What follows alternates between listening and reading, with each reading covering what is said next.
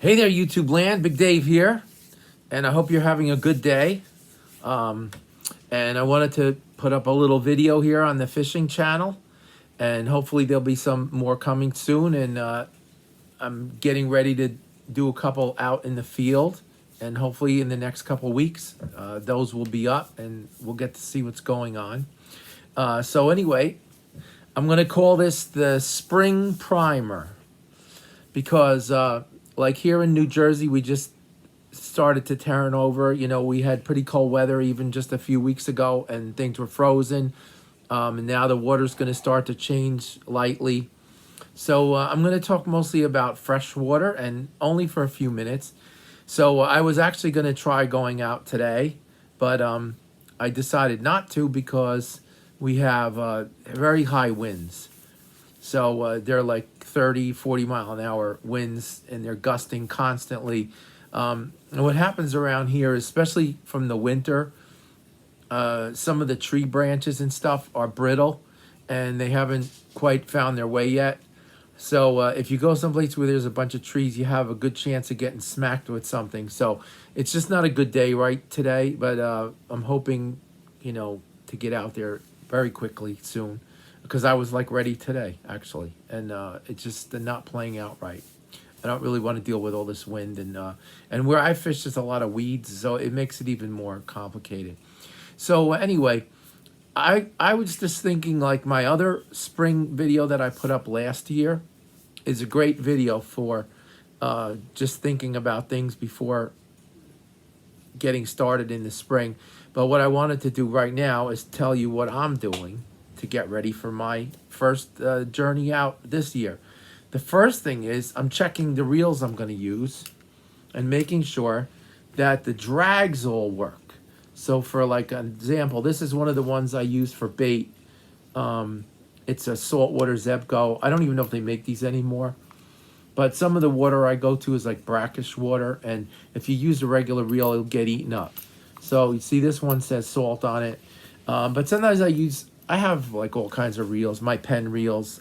I have at least a dozen of those that I use. But for the fresh water and putting out some bait and stuff, I like to use these. And if you put the clicker on, it will, let me see if it'll go, because this might need a little bit of lubrication. But so what it'll do is, if something picks up, the line will start to go out. So that's kind of convenient on these.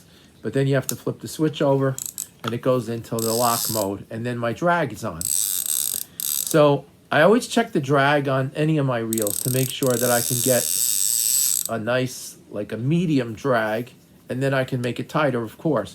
But the catch here is, if your drag is not working right and you start to make it a little bit tighter, it doesn't want to go, and then you have a chance of snapping your line or snapping off your leader if you're using braid or whatever. And so you really want to check your reels. It doesn't matter what kind of reel it is. If it's a bait caster, or if it's a spinning reel, or it doesn't even matter. Just check your drags and make sure that you can get a nice pull out of these drags. And if not, then take the reel apart and figure out what's going on. So the next thing that I'm doing is checking like some of my spools and things, like this spool. I just finished with this one, and making sure it doesn't have too much line on it, number one. And that if anything looks like this, I'm getting rid of it, because this is not going to be worthwhile dealing with. So get rid of the line, put on fresh line that's not all full of curls and memory like this is. This is just going to give you, a headache. So I'm doing that. And this one, after I started to cut some of the dried up line off, the rest of it is okay for throwing out some bait and everything. So I'm good with this. Some of the other reels I'm going to put new line on. But this is definitely something you want to check. Check your line and see what's going on. Now, what I normally do is I try to have at least one rod that has smooth cast line on it, because it has a different presentation than the regular line. And even the braid is, again, that's a different thing. But like for example, this reel, if I click the button and open it up, this line is 8-pound smooth cast, and it's very soft, and it has a really good presentation in the water, and sometimes that's to your advantage also. So that's something to consider if you were going to use mono, and depending on what you're going to use it for, if you have problems casting or other things, try the smooth cast line.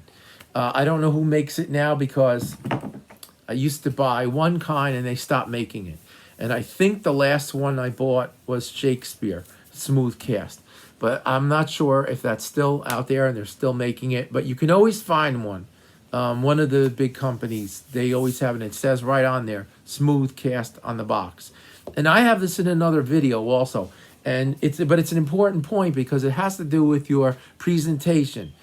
And sometimes, especially you say you're going to go trout fishing, and now when they're going to stock trout and have the put and take kind of trout, and you might be putting out dough balls or all that kind of stuff. If the line is all curled up like this on the bottom, and it's not laying flat and smooth, and it's distracting, and it will kind of send off those trout. They're not going to want to go pick up that line or go near it, you know. So your presentation is important on that. So anyway, the other thing is, I'll just talk really quick about now my first couple trips out. This is going to be freshwater. I'm going to do some bait. I'll do some lure fishing, you know, check out some bass. I'll use a 6.5 foot rod or 7 foot rod most of the time. Medium action most of the time also, right? So this is an old Storm rod. I've been using this forever. In fact, the tip is broken off. It used to be a 7 foot, but it got damaged, and I have it cut down to like a 6 3/4 foot rod. But this rod I've had for over 10 years, and it still works fine. There's nothing wrong with it. It's a 2-piece, so it's really easy for me to take it apart and stick it behind the seat of my truck or in the trunk of my car. It fits no problem. So it's not a bad rod, and I have right now a Zepco 33. This is platinum, I think they call it. I'm not sure anymore exactly what model this is, and I've had these for a while. This is a better one. It has 5 bearings in it, and it has the larger casting hole in the front, so it casts pretty far. Now I do have the 8-pound smooth cast line on here. I have more of these, and I have the regular 10-pound line, which is, you're dealing with this, okay? If you put braid on these, they don't work good. They get hung up. So you could try it. Like I always say when I make a video, what I do or what I try is going to be different than what you test out or you try. Maybe you want to deal with something else, or you try it and see how it works for you. I find the braid on those doesn't last, and it gets caught up and it doesn't want to cast. Then you get a knot, and then it doesn't want to cast at all. So it's a pain in the neck. All right, the other thing I'm going to use all the time, and this is a go-to, this is a 1-piece ugly stick, 7 foot, medium action. The number on this rod is ISSP 1171M. ISSP 1171M. And there's another set of numbers on here, which is also their designation, 01F 15cm. I have no idea what that means. 01F 15cm. It's just a medium action, 7 foot, 1-piece spinning rod. And this is like one of my major go-tos. I've been using this for at least 7 or 8 years. So this will be like its 7th or 8th season. And I've taken a lot of fish on this rod. And most of the time I use this reel on here, which is a Penn Battle 2 and 20-pound braid. I don't know what braid this is, but it could be spider wire. I'm not really sure. And whatever it is, it's about on its like third season at least, and it's still good. I just added some onto here last year to go off the top.